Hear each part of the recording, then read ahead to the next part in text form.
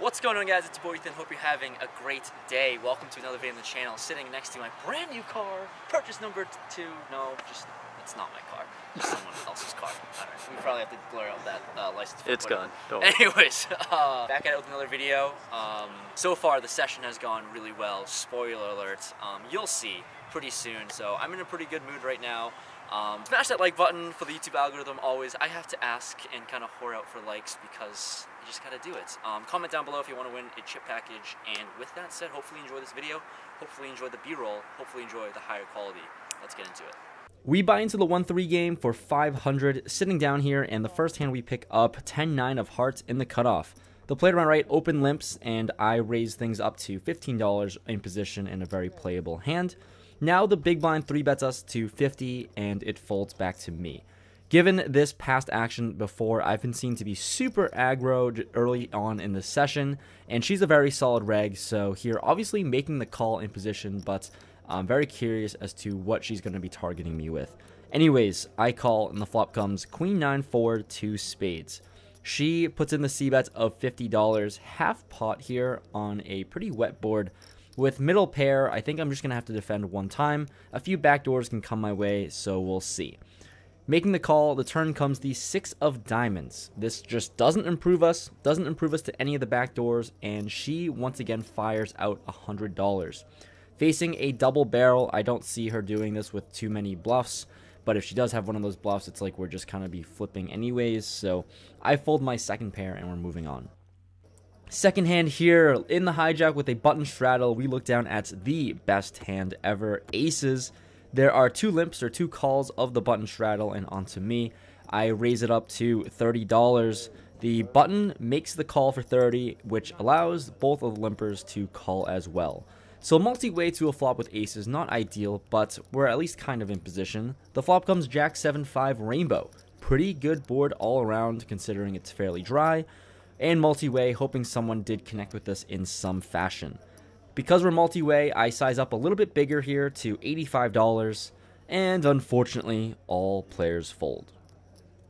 So after 40 minutes played at 1-3, my name gets called for the 2-5 list. So we were in the game for $600, out of the game for $599. That puts us as a losing $1 session. Let's try to make it up at 2-5.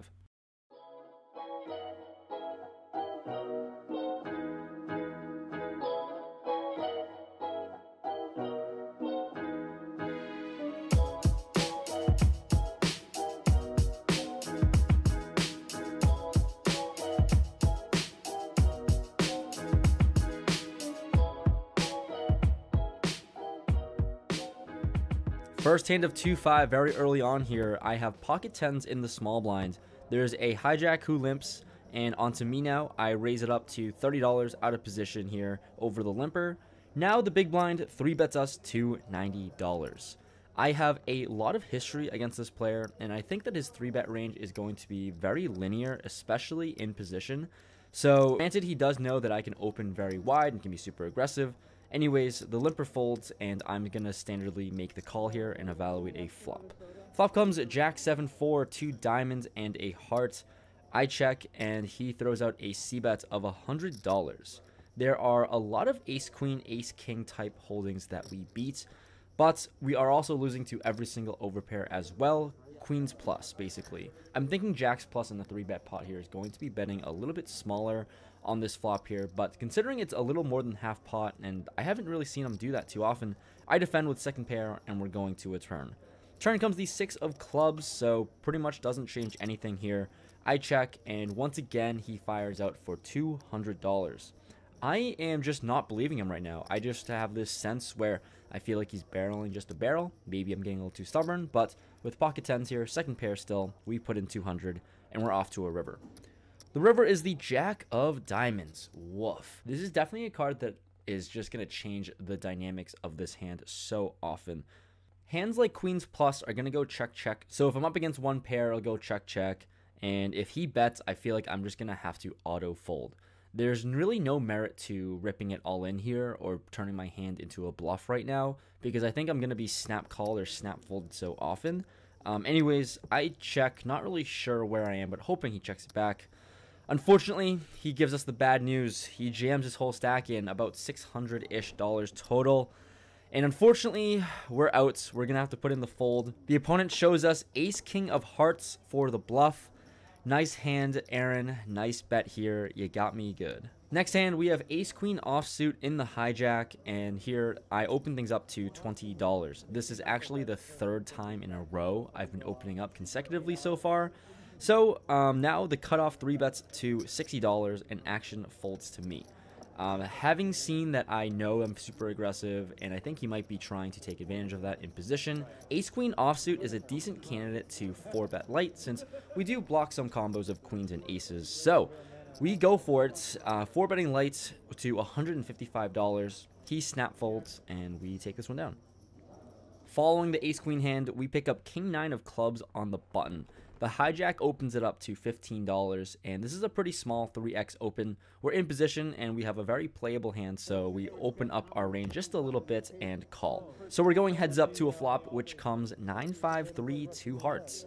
He checks to us, and with top pair, pretty good kicker here. Definitely going to be c-betting, just basically just trying to protect my pair of 9s here. So I throw out a bet of $20. He now check raises us to 70. Okay, this is some pretty weird action. He does watch the channel and watches my videos, so he definitely knows I can be betting with air sometimes.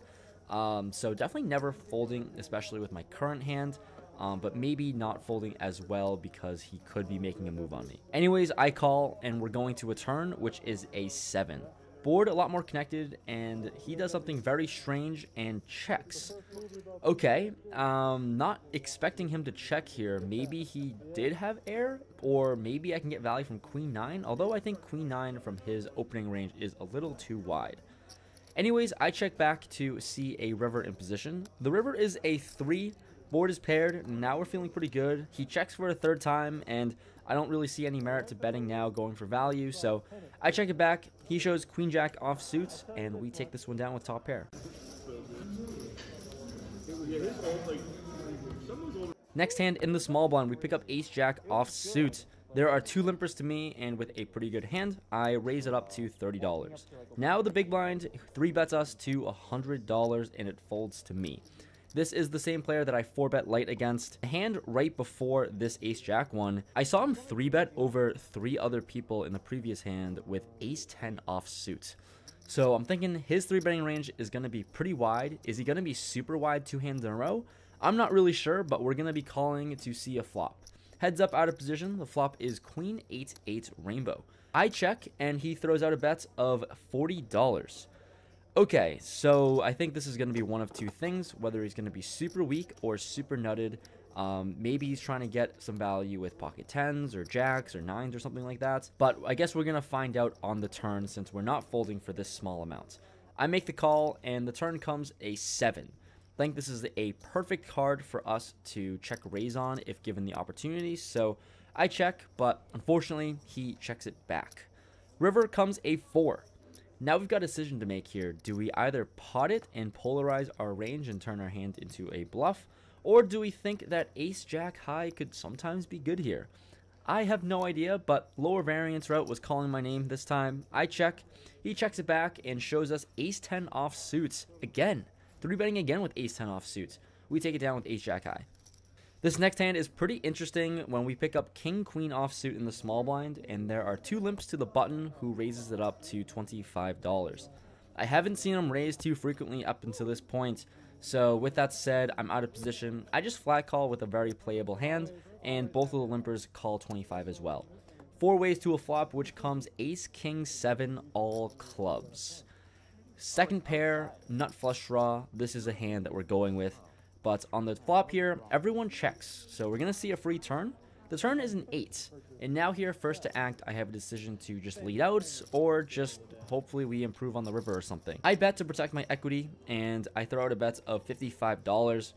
Folds back to the button, who now raises it up to $175. With $250-ish behind, this is a pretty awkward spot considering how little he has. I definitely don't know what to do here because we're drawing to the nuts. We have a lot of equity and a lot going on with us.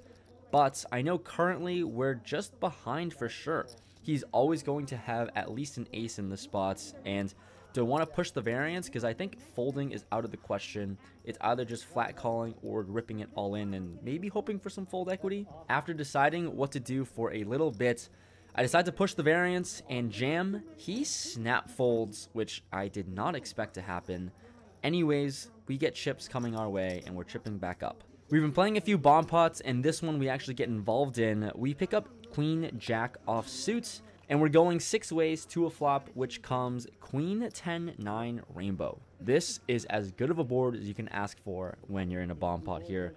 So when action checks to me with 120 in the middle, I throw out a bet of $80, and we get one player to make the call in the big blind. So we're going to a turn, which is the ace of clubs. Not really the best card for us. And when he checks to us, no need to really do anything, but we check it back here to realize all of our equity. River comes the 6 of clubs, so backdoor club draw got there. He checks, and no need for me to bet here with just a pair of queens. I check it back. He shows us the unfortunate news of Queen 6 off suit. We got rivered. This next hand on the button, picking up aces once again. Let's do it. Playing 5 into this spot, and the cutoff opens it up to $15. Here, very easy 3-bet in position on the button. Let's try to get some money in here. I 3-bet to $45, and the big blind cold calls the 45. She's been playing fairly passive so far. I'm seeing her just flat with very premium holdings, so she can have a wide range of hands here, whether it be pretty weak or strong and nutted.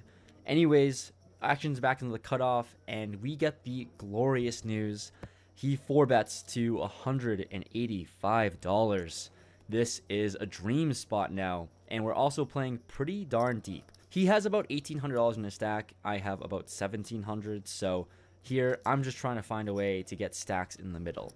There is some merit to just flat calling this 4-bet because 5-betting is pretty strong, but like I said, I want stacks in. Also, I don't want to go 3 ways to a flop if I do make the call and the button comes along.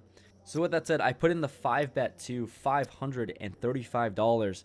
The big blind gets out of the way as expected, and the cutoff tanks for a long time and puts in the 6-bet jam of $1,700-ish. He covers me by a little bit, and I snap call. We are off to a run out, playing a $3,500 to $3,600 pot. Can aces please hold? Aces are good.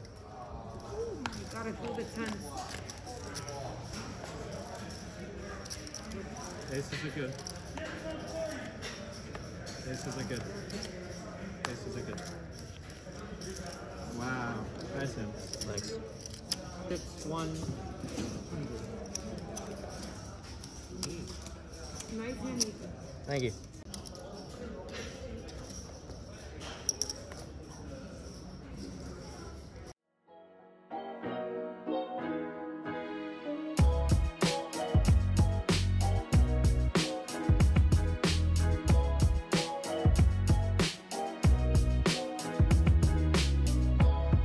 Alright guys, session was a wrap, holding some pizzas.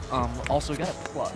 You want to check out some like cool, more B-roll footage and some stuff that's highlights of this session from a different perspective. Check it out, Ethan Yao. It's the personal vlog. I'm posting there once a week, all that fun stuff. But that ace is obviously the huge cooler. That was a great time, for me at least. We're in the game for 1,500, out of the game for X amount here. Solid. I think we only played for about like 3.5 hours of 2-5. There's a twee. I guess pretty funny that we played 1-3 for like 40 minutes. We lost a whole $1. There's that though. But if you made it this far into the video, please drop a like. It's always much appreciated. And I'll see you guys in the next video. Posting every single Monday and Thursday. High quality vlogs coming at you on this channel and my personal one. I'll see you guys next time. Peace.